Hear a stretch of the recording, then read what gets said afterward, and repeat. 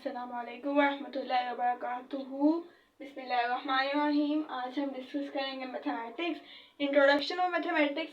हम कोई भी चीज़ स्टार्ट करने से पहले हम उसको इंट्रोड्यूस तो करें, इंट्रोडक्शन पढ़ना चाहिए कि इंट्रोड्यूस करें कि हम जो चीज़ कर रहे हैं वो है क्या, हमने उसका तारुफ पढ़ना है। मैथमेटिक्स मैथ्स जो है वो जब तक हम तब तक नहीं कर सकते जब तक हम उसको इंट्रोडक्शन नहीं पढ़ेंगे, इंट्रोड्यूस नहीं करेंगे कि मैथ्स है क्या। बेसिकली मैथ्स जो है ना वो एक गेम है, ठीक है।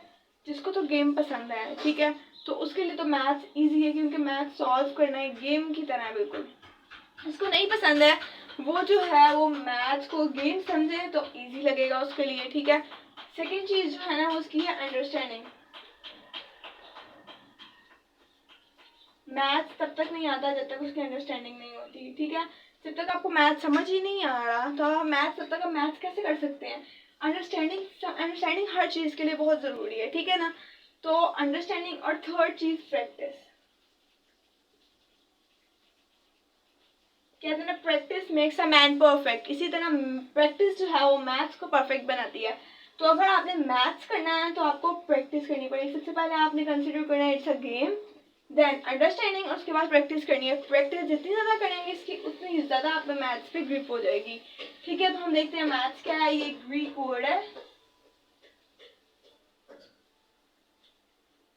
मैथेमा, मैथे, इसका मीन क्या है, नॉलेज।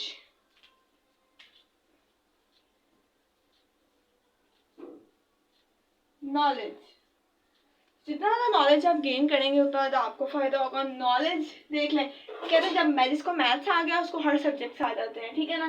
क्योंकि मैथ्स वो बिहाइंड द ऑल सब्जेक्ट्स है और नॉलेज है, नॉलेज ही तो ज़रूरी है हर सब्जेक्ट के लिए, हर चीज़ के लिए नॉलेज ज़रूरी है। तो आपने नॉलेज लेना है तो मैथ्स करें, ठीक है। अब why we do maths, it is a question कि वाई वी, हम मैथ्स क्यों करते हैं, ठीक है। मैथ्स क्यों करते हैं, मैथ्स हम इसलिए करते हैं to handle situations by mental ability।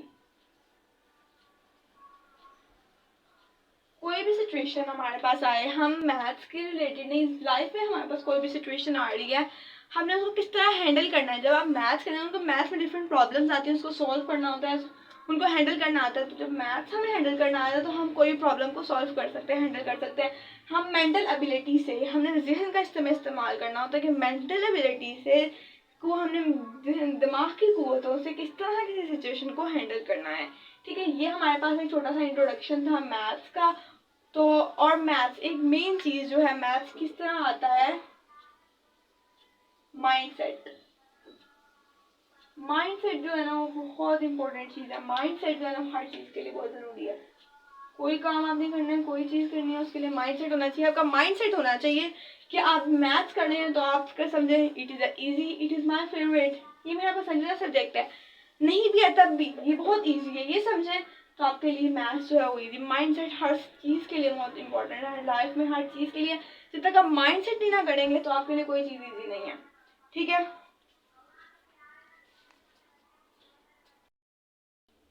अच्छा, जो हमने देखा अभी तक मैथ्स का इंट्रोडक्शन देखा कि मैथ्स है क्या, ठीक है। तो अब हम अपने टॉपिक की तरफ आते हैं। हमारा जो है वो 9th क्लास का चैप्टर नंबर 1 है जिसका नाम है मैट्रिसेस। तो मैट्रिसेस में हम देखेंगे मैट्रिक्स होता क्या है। मैट्रिक्स की डेफिनेशन है collection of real numbers in rectangular array and closed in square brackets is called matrix. तो हम इस डेफिनेशन से अंडरस्टैंड करेंगे कि मैट्रिक्स क्या है।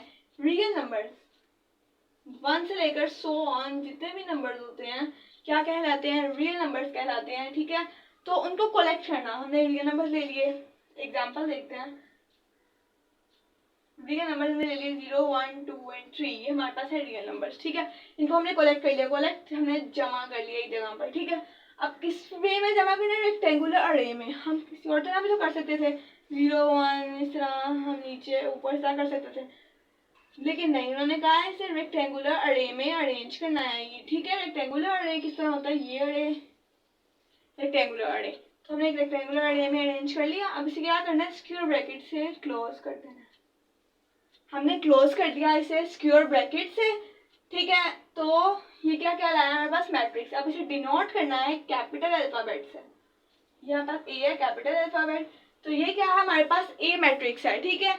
मैट्रिक्स क्या है, collection of real numbers in rectangular array and close in square brackets is called matrix. एक रियल नंबर्स को हमने कलेक्ट किया रेक्टेंगुलर अरे में, उसे स्क्वायर ब्रैकेट से क्लोज कर दिया, तो वो क्या लाया, मैट्रिक्स। उसके बाद हमने उसे कैपिटल अल्फाबेट से डिनोट कर दिया, तो ये मैट्रिक्स है हमारे पास।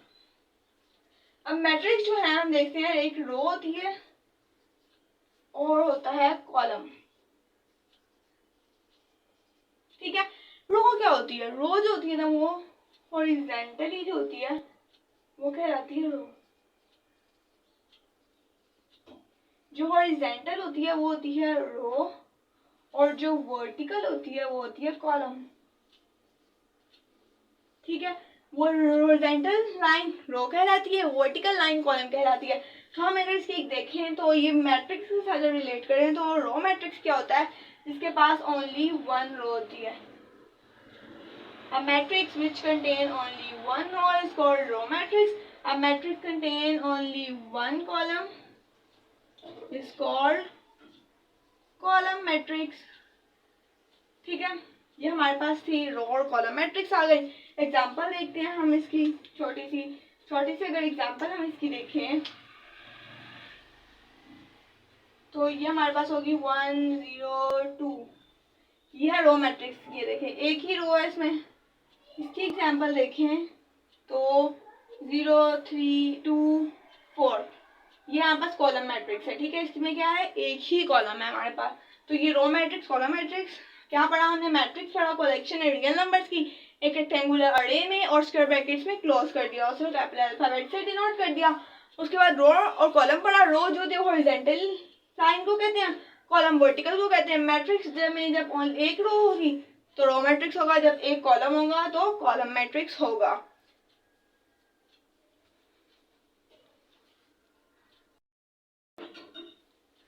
अब देखते हैं हम ऑर्डर ऑफ मैट्रिक्स। ऑर्डर का क्या मतलब होता है, ऑर्डर का मतलब होता है, वैसे तो हम कहते हैं ना ऑर्डर हुक्म देना, लेकिन ऑर्डर का मतलब ये भी होता है तरतीब या अरेंजमेंट, ठीक है। अरेंज करना, तरतीब या अरेंज किसी चीज की को अरेंज करना, वो क्या कहलाता है, ऑर्डर।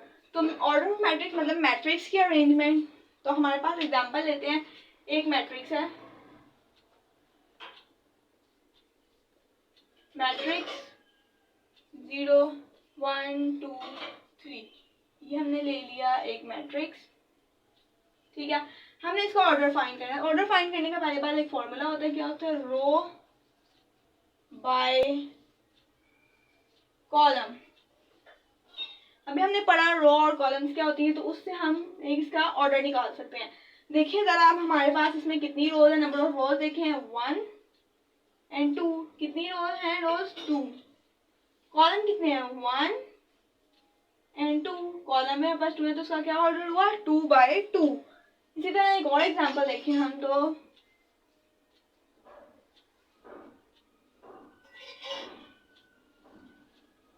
ये हमारे पास अगर एक मैट्रिक्स है, उसमें हमारे पास कितनी रोज हैं, 1 2 2 रोज हैं। अब अक्सर क्या कहते हैं कि रो तो उसमें शायद एक ही होगी, क्योंकि रो जब 2 नंबर आते हैं तब बनती है, नहीं, एक डिजिट से भी एक रो बनती है। ये भी एक रो है, ये भी एक रो है, 2 रोज हो गई और कॉलम कितने हैं, एक ही है, ठीक है। इसका हमारे पास ऑर्डर हो गया 2 बाय 1। ये हमने ऑर्डर ऑफ मैट्रिक्स को अंडरस्टैंड किया कि एक ऑर्डर ऑफ मैट्रिक्स जो है वो क्या होता है। इसके बाद हम डिस्कस करेंगे आज का लास्ट टॉपिक, हमारा जो लास्ट टॉपिक है। अच्छा, आज का जो हमारा लास्ट टॉपिक है वो है इक्वल ऑफ मैट्रिक्स। इक्वल जो हमारे पास दो मैट्रिक्स हैं कोई, ठीक है, हमने उनको कहना है, बताना है कि वो इक्वल हैं कि नहीं है। इक्वल क्या होता है, किसी चीज का बिल्कुल बराबर होना, ठीक है। तो सेम और इक्वल में डिफरेंट, तो सेम मिलता जुलता लेकिन इक्वल बराबर। तो हम किस तरह दो तरीकों से हम बता सकते हैं कि जो मैट्रिक्स है हमारे पास वो इक्वल है। किस तरह, जब उनका ऑर्डर सेम होगा और जब उनके कॉरेस्पॉन्डिंग एलिमेंट्स जो हैं वो आपस में इक्वल होंगे।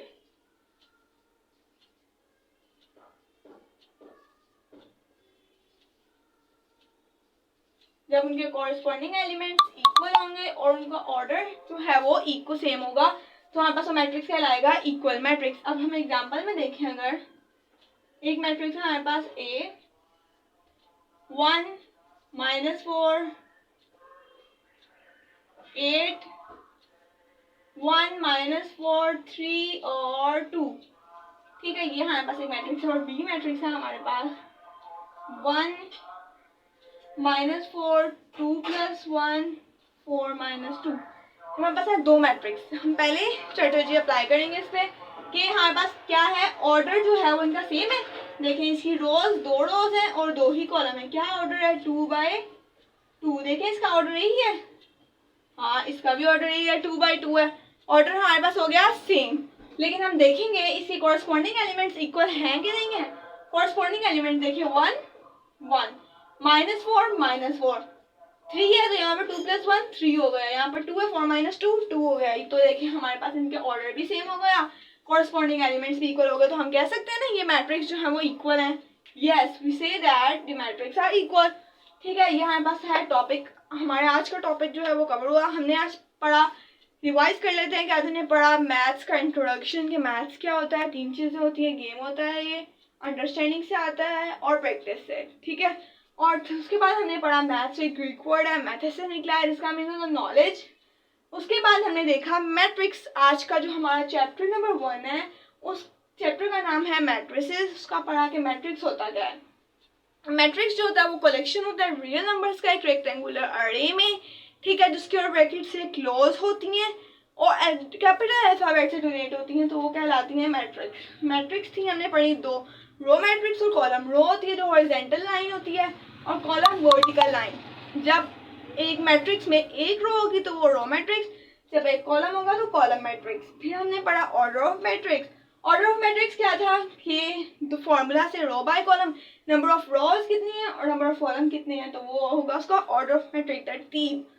लास्ट टॉपिक हमने पढ़ा इक्वल ऑफ मैट्रिक्स। एक मैट्रिक्स जो है वो दो मैट्रिक्स वो कैसे इक्वल कहलाते हैं, जब उनका ऑर्डर सेम है और कॉरस्पॉन्डिंग एलिमेंट्स जो हैं वो इक्वल हैं, ठीक है ना। हम मतलब देखें, एग्जांपल देख लें, 1 4 3 2 1 4 3 2 ही बनता है और उनका ऑर्डर भी सेम है। तो ये हमारा आज का टॉपिक है। आज के लिए इतना ही। अब हम चलते हैं, इंशाल्लाह नेक्स्ट लेक्चर में कुछ न्यू के साथ स्टार्ट करेंगे। आज के लिए इतना ही। अल्लाह हाफिज़।